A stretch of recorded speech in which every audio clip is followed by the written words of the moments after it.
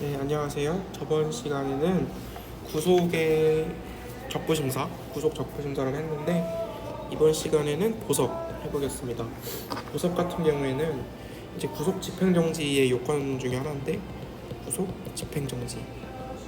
체포는 안 돼요. 체포는 이제 관련이 없고 구속된 피고인을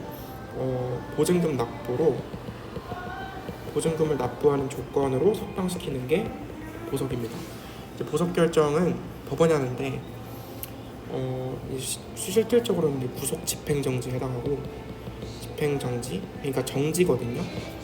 정지라는 말은 구속의 집행만을 정지하는 거고 구속영장의 효력은 유지되는 겁니다. 구속영장 효력 유지 확정 판결시까지는 유지되는 거고 기본적으로 무죄 추정 원칙의 구현 그리고 구속의 비례성 원칙 형사소송법상 비례성 원칙을 실현 그리고 피고인의 방어권 보장 이 정도 세 가지 목적을 두고 있습니다.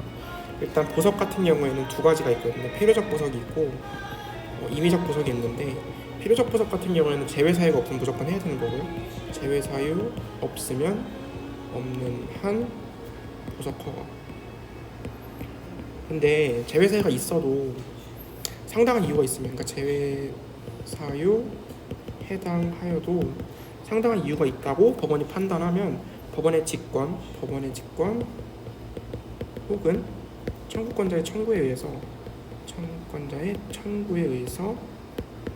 결정으로 보석을 허가할 수 있어요. 이게 임의적 보석이라고 하는 건데 보석 허가.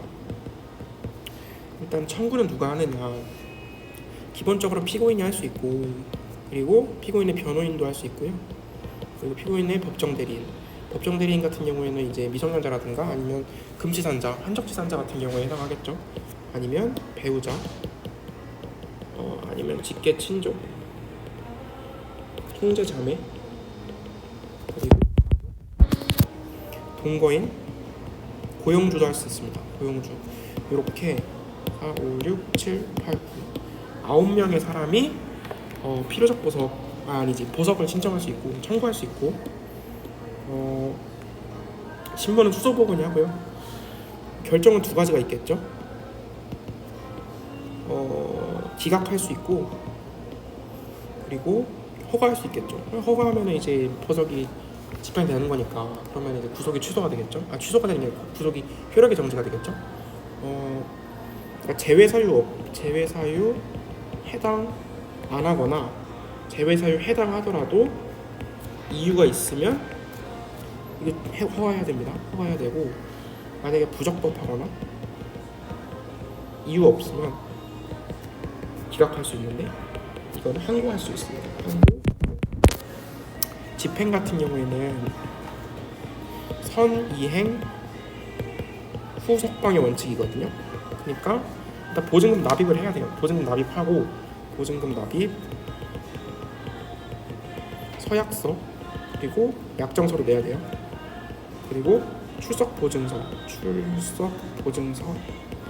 피해 금액 공탁 이런 거를 이제 이행한 다음에 석방시켜 주는 거고 나중에 낼 테니까 일단 풀어주세요. 이건 안 됩니다. 그리고 이러한 조건 말고도 다른 조건을 이제 이행한 다음에 보석할 수 있겠다라고 법원이 결정할 수 있습니다. 이제 그러한 조건을 법원이 붙이는 거고 보석의 취소 이제 피고인이 도망을 염려가 있거나 도망 염려 아니면 증거인멸할 염려가 있거나 아니면 출석 불응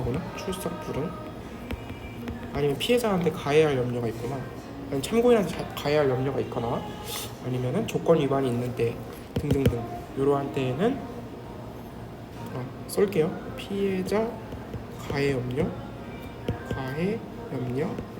출석 불응 그리고 조건 위반 이러한 때에는 보석 취소 가능하고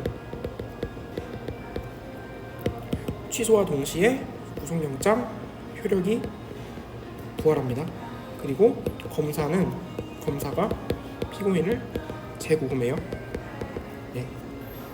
보석 같은 경우에는 보석의 취소 그리고 구속영장의 실효 이 두 가지 원인으로 효력 상실 가능합니다. 이 정도 알아두시면 될 것 같고, 보석금 같은 경우에는 몰취할 수 있고 환부할 수 있는데 환부가 돌려준 거예요. 그러니까 보석 취소하거나 아니면 구속영장 효력이 소멸한 때 7일 이내 환부해야 됩니다. 환부해야 돼. 환부. 아니면은 보석 취소한 데 한해서 검사의 청구 혹은 직권으로 보증금 또는 담보 몰수 가능해요. 몰수라는 건 몰취랑 같은 말인데 결국 국가의 재산으로 귀속시키는 걸 말하고요. 이 정도 하면 보석이 끝났습니다. 다음 시간에는 이제 자수 해볼 거고, 자수랑 불신 검문 그리고 임의 수사와 필요 수사까지 한번 해볼게요. 임의 수사 강제 수사까지 한번 해볼게요. 네, 수고하셨습니다.